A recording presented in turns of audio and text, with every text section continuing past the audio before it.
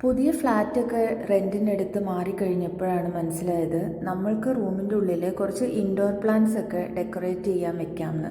അതുപോലെ തന്നെ ഈ ഇൻഡോർ പ്ലാന്റ്സ് ഒക്കെ എയർ പ്യൂരിഫിക്കേഷനും കൂടെ നല്ലതാണെന്ന് നമുക്ക് എല്ലാവർക്കും അറിയാം അല്ലേ. ആ ഒരു ആഗ്രഹത്തോട് കൂടിയിട്ടാണ് നമ്മളുടെ അടുത്തുള്ള ഒരു പ്ലാന്റ് നഴ്സറി തപ്പി നമ്മൾ പോകുന്നത് കേട്ടോ.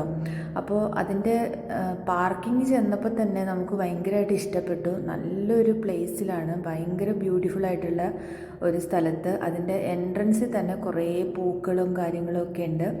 ഇപ്പോൾ സമ്മർ ആയതുകൊണ്ട് തന്നെ എല്ലാ ചെടികളിലും തന്നെ പൂക്കളൊക്കെ വന്നിട്ടുണ്ട്. അപ്പോൾ ആദ്യം തന്നെ ക്രിസ്മസ് ട്രീ സെറ്റാക്കാൻ പറ്റിയ രീതിയിലുള്ള കുഞ്ഞു കുഞ്ഞു ചെടികളാണ് നമ്മളെ വെൽക്കം ചെയ്യുന്നത്. അപ്പോൾ ഇത് കണ്ടോ നിങ്ങൾ, പല വെറൈറ്റി അവരതിൻ്റെ എല്ലാം പേരൊക്കെ എഴുതി വെച്ചിട്ടുണ്ട്. പക്ഷേ അതൊന്നും നമ്മുടെ വായിൽ കൊള്ളാത്തതുകൊണ്ട് ഞാനതൊന്നും വായിച്ച് മെനക്കെടുന്നില്ല കേട്ടോ. പക്ഷേ ഏകദേശം നമുക്ക് കണ്ടാൽ മനസ്സിലാവും ഇതൊക്കെ പൂക്കളുടെ ഔട്ട്ഡോർ പ്ലാന്റ്സ് ആണ്. നമുക്ക് മുറ്റവും അങ്ങനെയുള്ള ഗാർഡൻ ചെയ്യാനുള്ള സെറ്റപ്പൊക്കെ ഉണ്ടെന്നുണ്ടെങ്കിൽ ഇത് അടിപൊളിയായിട്ട് നമുക്ക് സെറ്റ് ചെയ്ത് വെക്കാൻ പറ്റും. പിന്നെ ഇത് കുറച്ച് വാട്ടർ ബേസ്ഡ് പ്ലാന്റ്സ് ആണ്. അതായത് നമ്മൾക്ക് കുളം പോലെയൊക്കെ കുത്തി അതിൻ്റെ ഉള്ളിലൊക്കെ സെറ്റ് ചെയ്യാൻ പറ്റുന്ന രീതിയിലുള്ള, അത് ഓരോന്നിൻ്റെതും അവരതിൻ്റെ പേര്, അതിൻ്റെ ഗുണങ്ങൾ, കാര്യങ്ങളെല്ലാം എക്സ്പ്ലെയിൻ ചെയ്ത് അതിൽ എഴുതി വെച്ചിട്ടുണ്ട്. അതുപോലെ തന്നെ അതെങ്ങനെയാണ് നടേണ്ടത്, അതെങ്ങനെയാണ് പരിപാലിക്കേണ്ടത്, അങ്ങനെയുള്ള എല്ലാ തരത്തിലുള്ള ഇൻസ്ട്രക്ഷൻസും അതിൻ്റെ ഉള്ളിലുണ്ട്. അപ്പോൾ ഞങ്ങൾ ചെന്ന സമയത്ത് അവിടെ അത്യാവശ്യം നിറയെ ആൾക്കാരുണ്ടായിരുന്നു കേട്ടോ വാങ്ങിക്കാനായിട്ട്. അപ്പോൾ അവരെയൊന്നും വീഡിയോയിൽ കിട്ടാതെ മാക്സിമം ട്രൈ ചെയ്തിട്ടാണ് ഞാൻ വീഡിയോ എടുക്കാൻ നോക്കിയേക്കുന്നത്. അതുപോലെ തന്നെ ഈ പുല്ലുകളൊക്കെ കണ്ടിട്ട് നിങ്ങൾക്ക് എന്തെങ്കിലും തോന്നുന്നുണ്ടോ? നമ്മുടെ നാട്ടിൽ പശുവിന് കൊടുക്കാൻ വേണ്ടിയിട്ട് വെട്ടുന്ന പുല്ല് പോലെയൊക്കെയാണ് എനിക്ക് തോന്നിയത്. പക്ഷേ ഇതൊക്കെ അത്ര ചീപ്പൊന്നും അല്ല കേട്ടോ, ഇതിനൊക്കെ നല്ല വില തന്നെ ഉണ്ട്. പിന്നെ നമുക്ക് ഗാർഡനൊന്നും ഇല്ലാത്തതുകൊണ്ട് നമ്മളിതെല്ലാം ഒന്ന് ആസ്വദിക്കുന്നു എന്ന് മാത്രമേ ഉള്ളൂ. അപ്പം ഞാനിതിൽ വേറെ ഒരു കാര്യം നോട്ടീസ് ചെയ്തത്, ഒരുപാട് ജോലിക്കാർ ഈ ചെടികളെ പരിപാലിച്ചുകൊണ്ട് അതിൽ കൂടെ നടക്കുന്നുണ്ടായിരുന്നു. അപ്പം നമുക്ക് എന്തെങ്കിലും ഡൗട്ട് ഉണ്ടെന്നുണ്ടെങ്കിൽ അവർ നമ്മൾ അങ്ങോട്ട് ചോദിക്കാതെ തന്നെ ഇങ്ങോട്ട് വന്ന് നമുക്ക് ഹെൽപ്പ് ഓഫർ ചെയ്യുന്നുണ്ടായിരുന്നു.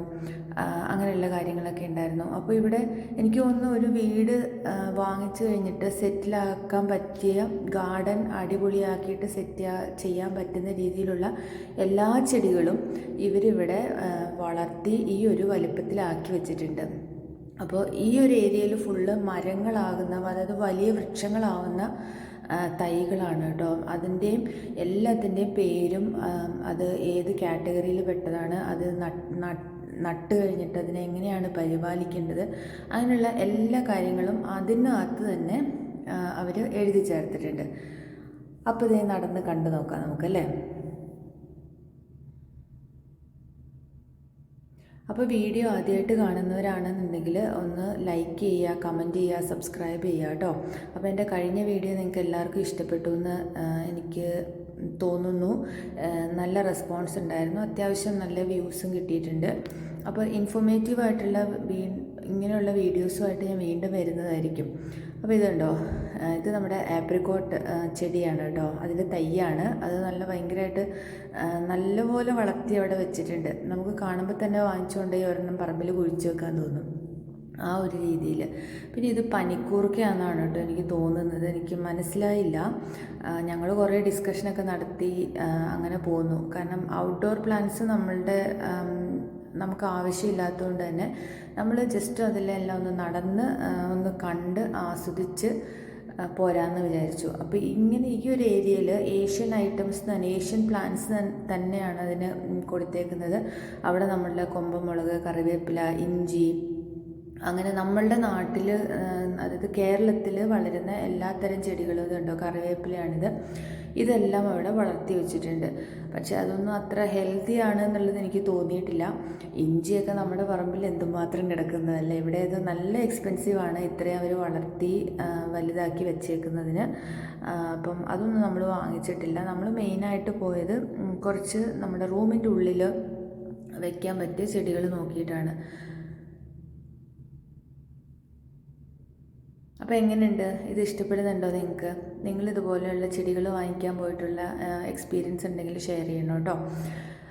അതുപോലെ തന്നെ സബ്സ്ക്രൈബ് ചെയ്യാതെ എൻ്റെ വീഡിയോസ് ഇഷ്ടംപോലെ ആൾക്കാർ കാണുന്നുണ്ട്, എനിക്ക് മനസ്സിലാവുന്നുണ്ട്.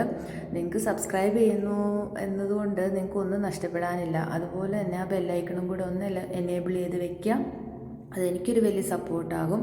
അതുപോലെ തന്നെ ലൈക്ക് ചെയ്യുക, കമൻറ്റ് ചെയ്യുക, നിങ്ങൾക്ക് ഇഷ്ടപ്പെടുന്നുണ്ടെന്നുണ്ടെങ്കിൽ, അല്ലെങ്കിൽ സജഷൻസ് കമൻറ്റ് ചെയ്യുക. ഞാൻ പറയുന്നതിനകത്ത് എന്തെങ്കിലും തെറ്റുണ്ടെന്നുണ്ടെങ്കിൽ അത് തിരുത്തിയുള്ള comments mostly I like it to be corrected.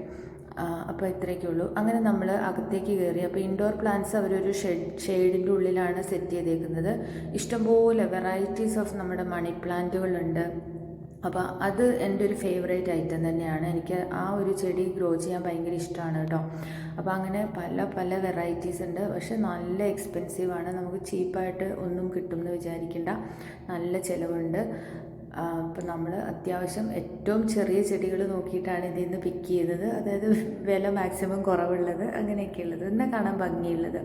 അപ്പോൾ അങ്ങനെ ഇതിനകത്തുനിന്ന് ഒരു 3-4 ഐറ്റം നമുക്ക് ഭയങ്കരമായിട്ട് ഇഷ്ടപ്പെട്ടിട്ടുണ്ട്. പക്ഷേ ഇപ്പം നമുക്ക് വയ്ക്കാനും കാര്യങ്ങളൊന്നും സ്ഥലവും പരിമിതികളൊക്കെ ഉള്ളതുകൊണ്ട് ഇതാണ് നമ്മൾ വാങ്ങിച്ചത്.